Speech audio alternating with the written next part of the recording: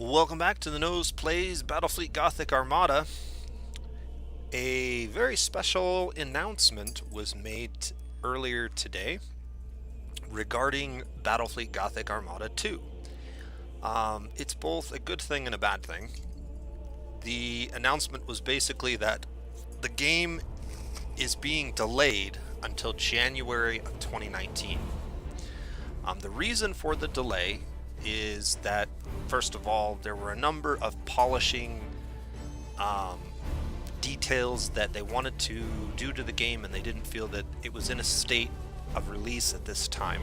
But the other thing is that they decided to go ahead and add another feature to the game while they were doing the polishing. And that feature is very, very exciting for me personally. And that is a multiplayer co-op in the narrative campaigns. So they're actually going to add the ability for you and a friend to play together during the multiplayer campaign, or during the narrative single player campaign. So single player is available with 3 unique story narratives for 3 different factions on release, and they may add more in the future. But 3 complete narrative stories, single-player campaigns, will be part of the game on release, and all 3 of those campaigns will be playable in co-op with a friend. So that's a pretty cool feature that they added to the game, or that they're going to add to the game, and is part of the reason for the delay until January. So pretty exciting times. They also released one of the first faction intros, I guess, faction intro trailers. There is a brand new faction trailer for the Necrons, which we have not seen in the game yet. There have been some small screenshots and small bits of animation that you've captured images of the Necrons, but this is one of the first times that we really get to see them in the game since they weren't in the first game. So that's pretty cool, and I think it just once again highlights one of the exceptional aspects of this series of games, and that is the art style, the comic book partially animated art style, the cutscenes, and specifically the voice acting is just so spot on throughout the game. That has been true in the first game for sure, and you kind of got a taste of that in my first video of the series, but it is really probably taken to another level, hopefully, with the other factions. If the rest of the factions turn out as good as the Necrons have, I will be extremely happy, and I don't see any reason why they won't. So these people have an incredible respect for the lore, and they do the best possible job that I've seen in a Warhammer game to really capture the essence and feel of it. My dogs are being a little annoying. Shh! Hush it up, pups. Okay, so back to what we're going to do today. So today we wanted to show off the Tau fleet. I am going to do something a little bit different. I've already shown the skirmish mode a couple of times. I'm actually going to show you another option that you have to play called the custom game option. And this is a pretty neat option, especially if you don't want to go through the bother of leveling up a captain or dealing with a lot of the skills and add-ons for the ships, which is a really fun part of the game. But this is another option that you have. So I'm going to go ahead and choose that. We're going to choose the Tau, and I only have a couple games with the Tau. I kind of played around with them a little bit. We're going to go without skills for this, so no special skills. And this will be interesting. I don't have a ton of experience with the Tau. So what this allows us to do is this allows us to set up the engagement ourselves. So I can play any engagement I want. I have an option to increase the point value all the way to the max of 800 points, and all the way down to the minimum of 250. I have my choice of different mission types, and not sure which one we're going to do today. Maybe the space station. We did a breakthrough in one of the videos already, which is similar to a space station assault. Data recovery is difficult. Assassination is basically just destroy one ship. Convoy can be interesting. Maybe we'll do a convoy mission. We will be the defenders in a 1v1. I'm going to do a smaller fleet, so we'll do a 300-point fleet convoy. You can invite your friends to play in here if you'd like, and we're going to add a single AI, and we're going to play against... let's go with Orc Pirates. Yeah. So the convoy mission is pretty interesting.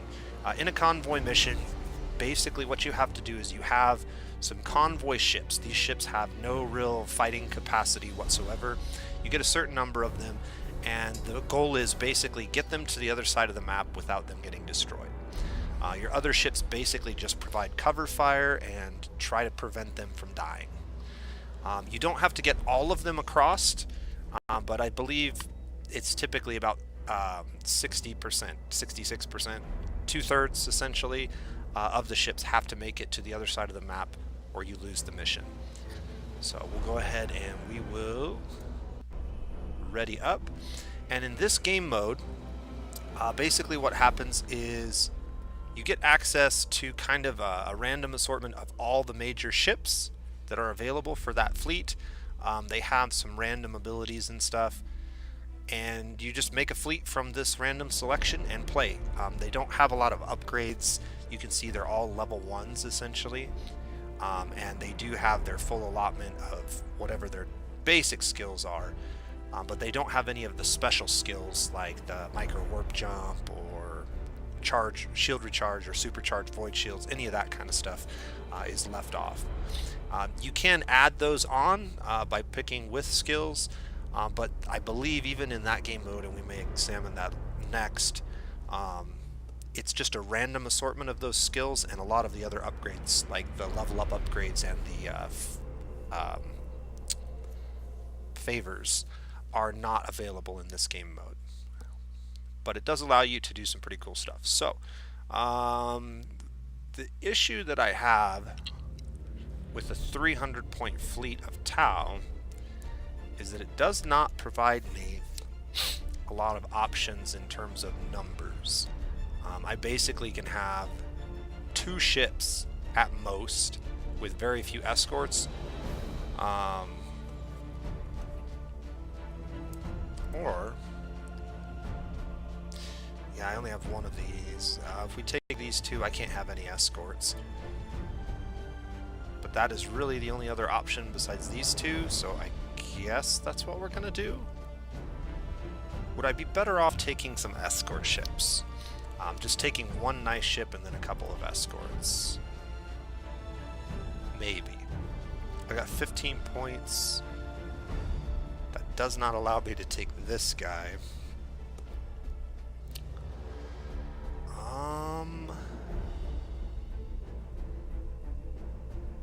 Let's go ahead and take this one, and then we'll take these. Now, one other thing that the Tau have access to that we should get with this is we actually get some escorts when we pick our ships. They're part of the cost of the ship. They come with escorts, but we actually get some other ones. So we may have more than just these 2 escorts when we ready up.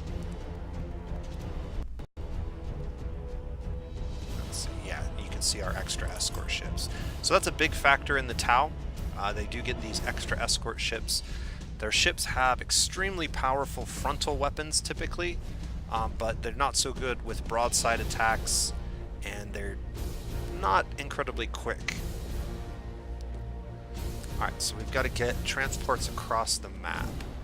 Now, I have a particular strategy that I like to use in these.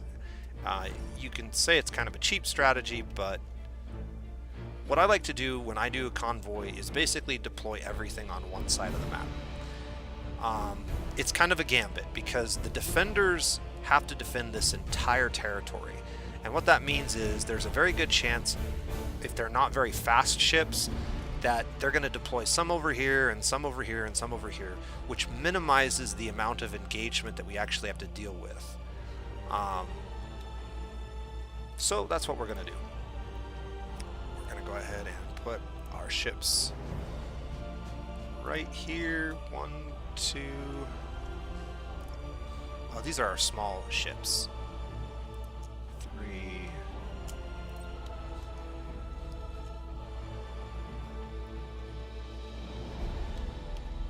I'm not sure what I did there. Oh, okay. Somehow I dropped that menu. Alright, we'll get this guy right up here. I'm actually going to redeploy this over here.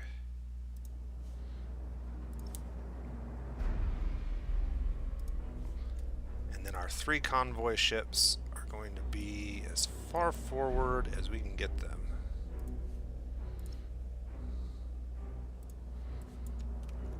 And we're going to set them up to just book it right to that end of the map.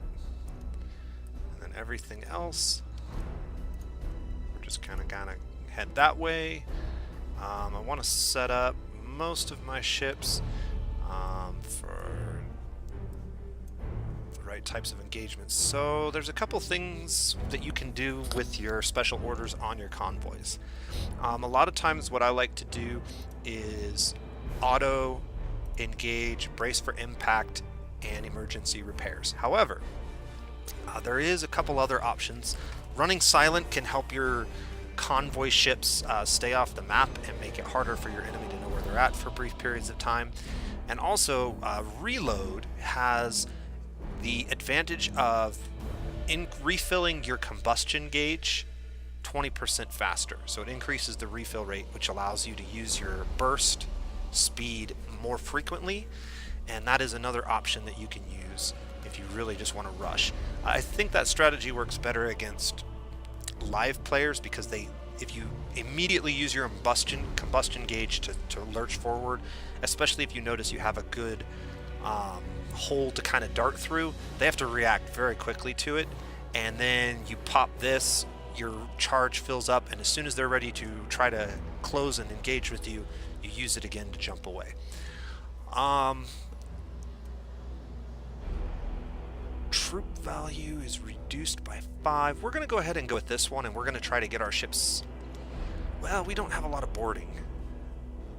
No, because we're using so many of these smaller escort ships, we're actually going to go with this one.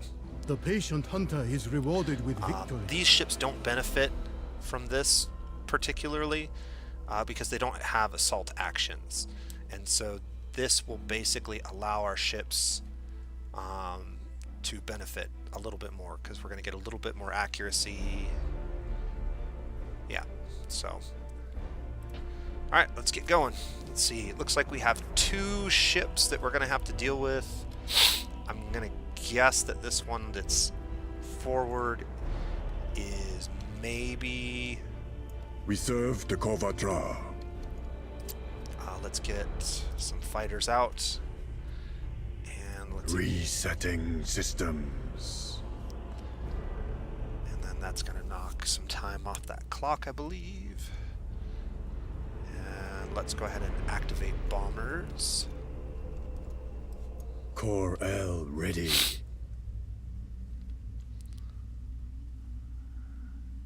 Alright, so basically we're going to try, as soon as we see these ships, we're going to try to take out their engines. That's going to prevent them from being able to use their boost and make it very, very difficult for them. Aircraft ready for orders. To keep up with our ships. Alright, I'm not too worried about these. Corel ready. That's... Drones have identified an enemy target. So this is the ship we want to target the engines on. Aircast ready for orders. Yeah. Disengaging pure tide command link. We're going to have to be careful here because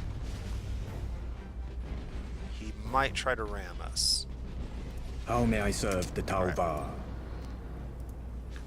Disengaging pure tide command. Turn and... Restore the Earth cast's construction. Alright, so now that he's used his gauge, he does not have it Backup anymore. scaling. Red lights on all panels. And let's see if we can...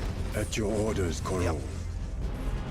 We still have shields up, so even though we took a significant amount of damage, we're fine. This is actually going to be a really easy fight. I'm going to let that ship... How may I serve escort. the tower? Whoa. Closing on your position. Disengaging pure tide command link. That is a big ship. Take the engines out on that thing. We serve the Corvatra. Targeting sensors lock on. Blast doors sealed. Weapons hot. Alright. Aircast ready for orders. Let's get him over there. Core L ready. Let's get this ship targeting him. Targeting sensors lock on. We serve the Corvatra. And we can regenerate our Resetting systems. fuel gauges and get these guys boosting again. Backup failing. Red lights on all panels. How may I serve the Tauva? Gravitic drive to maximum. They're gonna have difficulty keeping up with us. At your orders, Coral. That is a big ship. What is that thing? Battleship. So they took their biggest ship that they basically can take. But it looks like we're going to get all three of our ships across the At border. your orders, Coral.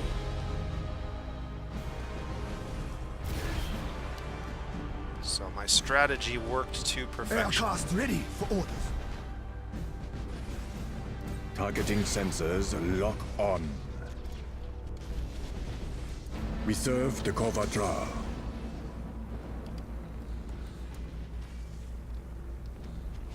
Yep. So pretty easy. Convoy can be interesting. It's definitely a little bit more hectic when you have to hunt these things down. The AI tends to A spread them out transport has escaped the enemy's reach. pretty significantly, so you definitely have to split up your fleet at some point, but you really don't know where. And so many times I'll just put most of my ships near the center of the map, which allows me to respond to either side once I've figured out where their ships are.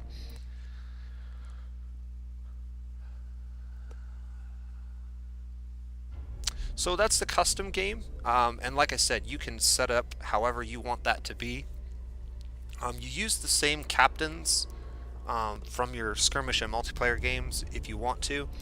So we are going to go ahead and play a regular skirmish battle with this same captain, because I do want to show off some of the upgrades and unique features of the Tau. And again, I'm not an expert with the Tau. I'm not even really a novice with the Tau. I've played with them a very, very few times. But yeah, I think our ships look pretty cool. So we've got one cruiser. I went ahead and I gave it auger disruptors, which are similar to what we were using with the Chaos. This basically allows us to get into range of the enemy and then knock down their sensors so they can't return fire on us for a brief period of time. But we have extremely good range, and we have drones, and we have all kinds of cool stuff to make sure we can keep firing on them.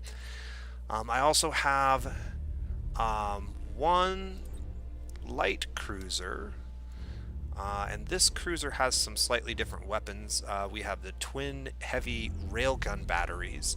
Railguns operate similarly to... I'm not really sure. They act kind of like... or look kind of like lance weaponry, but I don't think they act the same way in that they don't ignore armor, and they have a 180-degree broadside to front engagement pattern, so they can't really attack to the sides, especially as somebody starts to get behind you. Tau ships are incredibly susceptible to being attacked from the rear, mainly because they just can't return fire. They're really resilient to the front though, and because they're kind of wide, it makes it really hard to get around them effectively, I guess. They also have pretty reasonable rotation speed, so they're fairly maneuverable. But this ship has the Vanguard Void Battlesuit. So we have fighters and bombers, and this actually, when the bombers go into attack, we also perform a boarding action at the same time. So it's kind of like a bomber slash assault boat, which is pretty cool. It was a neat upgrade that I went ahead and grabbed. And then we have an auger probe to make sure we can get those off at max range on the enemy. And then my other ships are just more heavily armored. We have gravitic launchers.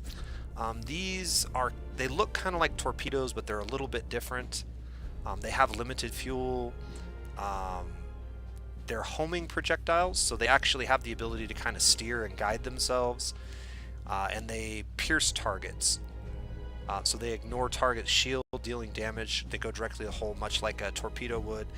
They have a benefit of being a tiny target, which means defense turrets and fighters have a more difficult time shooting them down. So it's an interesting weapon. It's basically it's our version of torpedoes. We also have the twin heavy railgun batteries and ion cannons. Ion cannons are armor piercing, so ion cannons are very similar to lances. They're basically our equivalent of a lance weapon, while railguns are our equivalent of macro weapons essentially, but they're slightly different. But we have two of those ships. They're identical. I went ahead and kitted them out with extra shields. So we have an extra 100 points of shields on these, so they have 200 points of shields, just like our cruiser. Cruiser class ships start with 200 shields. And we can actually upgrade that to 300 if we leveled this ship up. There's different seps, and I really liked the red color scheme, so that's the one I went with. But I guess I can show them off real quick. So we have the typical kind of tan brown pattern. There's kind of a white and blue pattern. This is kind of a gray and blue pattern. Maybe this is more gray. I don't know. The grayish white ones kind of look all similar to me. And then I really liked this pattern. I thought this was pretty cool with the green and the purple. I thought that was kind of neat. And a little bit of tan. But the red one really did it for me. The red and white. So that's the one I'm going to go ahead and use. So a couple things, and I didn't talk about it at length in the last one, but we will in this next battle. The Tau have a number of factors going for them. Their weapons have incredibly strong range and very, very high firepower. They have some of the best firepower in the game in terms of just sheer straight up damage. But again, their ships don't have a lot of speed. They're not super maneuverable like some of the other ships are. And they're not incredibly healthy. They don't have a ton of hull points. They don't have a ton of defenses. Their armor is pretty mediocre. They're strong to the front, but pretty average to the sides and the rear of the vessels. So getting around and getting behind, flanking Tau is a very effective strategy in many cases. One of the other things, and I did point out in the last battle, is that the Tau get those extra drone ships. They're kind of like escort ships.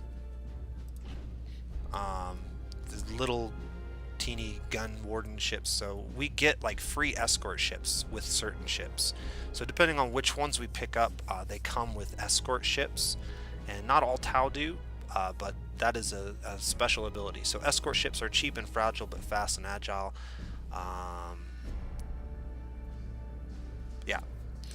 We get extra escort ships for most of our fleet, which is kind of neat. And then there's a number of unique upgrades to the Tau. So stealth alloys is a unique one. This allows you to basically stealth your ships until they attack. So once they start attacking, they're revealed, but until then You can basically hide ships out in the open, which is pretty neat. And then they have seeker missiles, which are, again, they do, this is an interesting one. So basically this is like an AoE, I think. Deals 1 damage every 3 seconds and per defensive turret to enemy ships in the defensive turret's range. So basically your defensive turrets also do a small amount of offensive damage to enemy ships, where normally that is not the case. So when assault ships like orcs or certain chaos fleets or even Imperials get close to us, our defensive turrets will shoot at them and deal small amounts of DPS, damage over time, kind of like a dot. But it just adds extra damage in the area immediately around our ship. So that's kind of neat. And then I showed you this. The Vanguard battlesuits basically allow us to drop power-suited Tau onto the enemy ship whenever we do a bombing run. Replaces the escort ships carried by hooks. So this is an upgrade to the type of escort ships that you get when you have a ship that has the gravitic hooks. The gravitic hooks are basically the things that carry these escort ships into battle. So they actually like hook on like transformer kind of with big hooks, and they're part of the ship, and then when battle begins they detach and they come out, and that's where essentially those escort ships are coming from. It would be cool if you could see it on here, but I don't really see on the ship itself where those hooks are and where they come off of. But that's essentially the lore behind how that works. So it's pretty neat. We're going to go ahead, and there's nothing really unique about the crew. The crew basically have the same jobs as all the other, they're just different names and different photos, but they do the same thing. So we have the one that upgrades our gunner, the one that upgrades repairs, the one that upgrades morale, and then this one over here is the one I put a point into. This is our fighter pilots, and so this makes our fighters even more difficult to shoot down when they engage, which is pretty cool. And we're going to go ahead and do one more battle with these guys before I end the video. So we'll go ahead and go to battle. I'm not a huge fan of the Tau. My brother played Tau a little bit, and I learned a little bit about them through him more than anything. But I will admit, that orange or the red pattern that we have on these ships does look pretty cool, and the firepower that these guys have is just immensely powerful. Like Chaos doesn't even come close to touching these guys. These guys can go toe to toe with Chaos in terms of just long range firepower. The difference is Chaos has less firepower with their long range weaponry, but their speed allows them to kite and keep positions that the Tau just are unable to do. But they do have some tricks up their sleeves, and they are a little bit more flexible. In fact, they're incredibly flexible, and we'll see that in the next screen here. So we're fighting a Space Marine fleet. Space Marines, as we've pointed out in the past, are very, very susceptible to fighters and bombers because they don't typically carry fighters themselves to defend themselves from those types of attacks. So I'm thinking maybe we take our big ship in this engagement, and then I'll take one of these two. We'll take the higher level one just because Space Marines are a tough engage. That means we're not going to get, we're 1 point shy of getting an escort ship, which really kind of sucks, but there's nothing I can do about that, unfortunately, until we get more points to spend in our engagements or different ship types. We will still get some escorts with these because of our gravitation hooks. I'm not sure where it even mentions that. Oh, this is the ship that actually has the gravitation hooks. So maybe we take this ship instead. We still have fighters and bombers, but we also get an escort ship or two. Warden escort ship. We'll get one escort ship if we take that guy. I'm debating. Our bigger ship has more hull integrity, and but the shields, yeah, more shields, more hull integrity. How important is this escort ship to me against the Marines? I think it's worth it. I think it's worth taking the escort ship. Plus, we've upgraded this, so we actually do boarding actions, and that's going to be hopefully reasonably effective. Marines have really high defense against boarding actions, obviously, because they're the best fighters in the galaxy. That makes sense. But we have pretty cool power suits that give us a nice little reduction to their ability. So we're going to go ahead and take that. Yep, that's what I'm going to do. Alright, so we've got 2 escort ships. Yeah, it comes in a pair. So that'll be good. Give us a little bit of extra firepower, and especially if we can keep them at range and keep them out of the battle until, you know, the Marines kind of engage. That'll be good for us. So here's what I didn't spend a lot of time talking about before. The Tau have this special option at the beginning of every battle where they get to choose a battle engagement buff. And they have a choice between 2 different buffs. One of these buffs basically gives you significant bonuses for assault actions, while the other buff gives you significant bonuses for ranged attacks. So this basically reduces the accuracy penalty that we receive by a small percentage after 3,000 units. So the accuracy of all of our ships is increased. If we can maintain distance with enemy ships, this is a really, really useful ability. If we think that we're going to be doing a lot of boarding, which I think this is actually going to happen, the enemy is going to close on us, they are going to try to board us, we can go ahead and add this. This reduces enemy boarding defense by 5 because we're using battle suits during assault actions instead of just normal fire warriors. And in addition, the chance of destroying a targeted subsystem on an enemy ship are quadrupled. That means we can knock out things like engines, shields, the deck, so they can't use their special orders. So this is really cool. So I think we're going to go ahead and take that one. The killing blow brings the enemy's end. And I think overall deploying in this gas cloud is probably a good idea. They're going to have to come to us. So yeah. Let's see. This ship is our main gunning ship. And this ship is our fighter bomber ship. And then our 2 wardens, I want to keep them kind of out of the fight. So we're going to keep them in the very back for now and let the Marines come to us. Let's see, do I want to activate any of these? Disruption bombs, we'll turn those on. I'll turn on the missiles and I'll turn on our boarding actions. Everything else will wait. I'm going to deploy fighters, and then we'll try to reset and get our bombers ready to go. But after we get a squadron of fighters out, we will go ahead and switch to bombers. And then last but not least, these guys. And basically I just want them to shoot the enemy from range. I am going to go ahead and activate their repair in case they do take any damage. And let's just take a peek at their weapons. Their weapons have a range of 6,000 units and 6,000 units, so we want them to deploy basically just like that. Frontal attack from 6,000 units away. Just stand there and gun them down. Alright. Here we go. Okay, it looks like they have a ship over there and 2 ships over here to start with.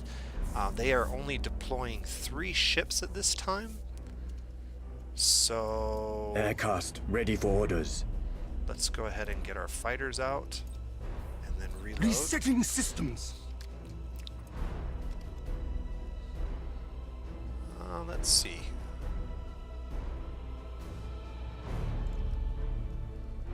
Do we want to move into these clouds? I don't think we can cross that distance by running silently the entire way. Core L ready. It doesn't look like he's coming to us very quickly. Let's see. Aircast ready for orders. Let's see if we can't get an auger probe on him.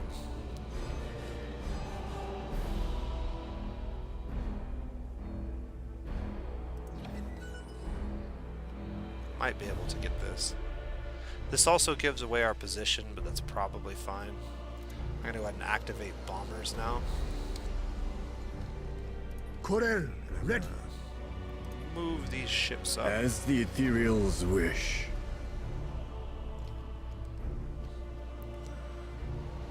So they are moving towards us now.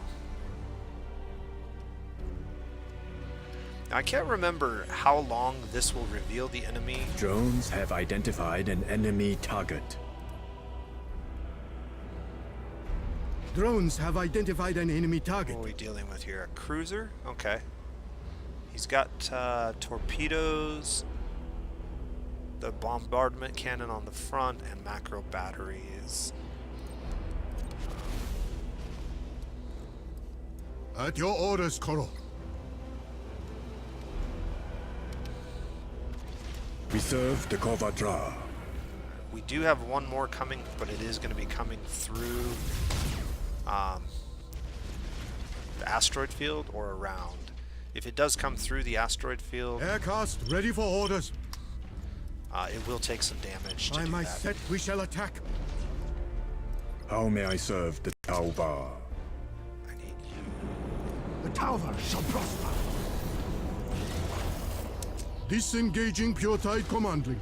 Alright, let's get out of there. Pure Tide engrams online. Shift to optimal combat speed. Keep our frontal. These Alright, guys should be ready. able to take this guy out, and that'll keep us from taking rear damage, hopefully.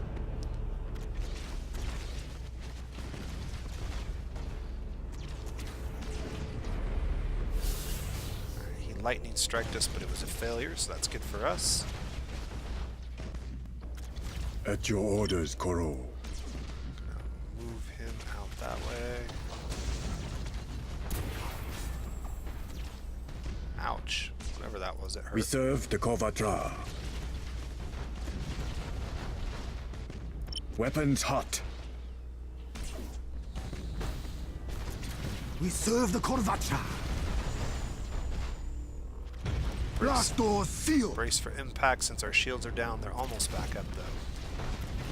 I'm going to go ahead and send that out there, and just in case he survived. How may I serve the tower?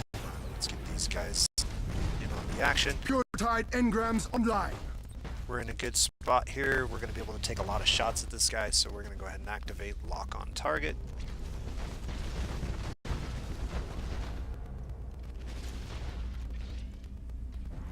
Pure Tide engrams I have a online. fire on board, and my health is quite low, so I'm going to go ahead and put the fire out. Disengaging Pure Tide command link.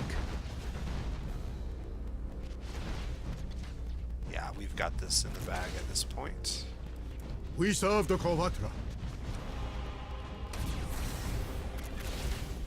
Alright, he's going to try to warp out. But I think we might be able to take him down before he does. Get one more volley. There it is. Come on. Ah, just barely. Those last few shots probably would have taken him out, but we just needed like a quarter of a second more. Alright, so another victory. Our play is getting a little bit better. You can see with the ability to deploy stealth ships and some of the other things, the Tau can be a really interesting strategic faction to play. They have some interesting strategic choices to make and a lot of flexibility. So I kind of enjoy them a little bit, but they're definitely not my favorite. I still think that the Imperial Navy is by far my favorite faction to play. Probably followed by Orcs, because Orcs are just fun. But having spent some time playing with each of the factions a little bit more through this video series, I am coming to appreciate them all a little bit. And it's nice that each faction has kind of its own flavor, its own unique attributes that make it interesting to to play strategically, and I really like the way that that happened. I don't know, I mean, the game is very, very strongly based on the tabletop, so it's kind of neat that they took some really cool balance and strategic elements from the tabletop, as far as I can tell, and translated it really well to this game. But that is going to wrap it up for today, I think. Again, Battlefleet Gothic 2 is coming out, but it will be delayed until January, unfortunately, and not tomorrow, which is when I was really hoping to get an actual official release date, September 1st. The other thing that they did mention, and I will put a link to the video that I discussed at the very beginning of the video in the description of this video, so you can go watch that trailer if you haven't already. But the one thing that I did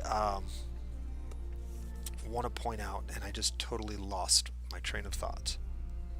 Oh, there are going to be two open, or sorry, not open, semi-closed betas in the development process for anybody who's interested. And basically all you have to do is pre-order the game. So if you pre-order the game, there is a discount available, especially if you own the original. I think it's substantial, like 25% off. But you will get access to the open / closed / pre-order. I don't even know what to call it. But there's going to be 2 beta sessions. I don't know how long they're going to be. Probably a week or 2. You know, there's several months that they're planning on doing to help test the system and test the game out and get feedback from the community. And obviously people who are really into the first game, or you know, are really excited about it, are likely to pre-order, and those are the people that are going to get first crack at trying out what they have developed. So I'm very, very likely to pre-order this game at this point, even though I haven't seen any real footage that the game is done. I've seen the result of their first game, and basically they took the engine that they built the first game on and they just improved the game engine, which allowed them to do a whole lot of things that they couldn't do in the first game. And the limitations of the game engine they built the first game in was a big part of why they decided not to just continue to make DLC factions and continue to string out the life of that game, but to start a second one. And I think that was the right choice. This engine does have some limitations. It's still very fun. It's still a very good game. A lot of good polish to it. They did spend a lot of time getting the bugs out in the beginning. So I'm very happy with the studio as a whole based on my experience with the first game. I think they're going to do a great job with the second. And all talk of people who have actually seen a little bit more of what they have finished and are in their alpha stages or whatever, but people who've actually seen it have been pretty impressed with it. So it's good to know. But if I do go ahead and pre-order the game and I do get into one of the beta sessions, I'll probably be putting that on the channel. We do have one more video in this series to finish up before we end the series, and that will be a quick overview of the Eldar. I saved the Eldar for last because I'm terrible at playing them. They are the faction, in my opinion, that requires the most micromanagement to be effective, but they are extremely effective when micromanaged well. So we will be playing with the Eldar at some point in the next week and finishing up the series. If you have any questions, please leave them in the comment section below. If you're excited about this game, as I am, definitely check it out. Check out the video that I'll link. And this has been the Nose Plays, and I hope you guys enjoy my red paint scheme and have a great day.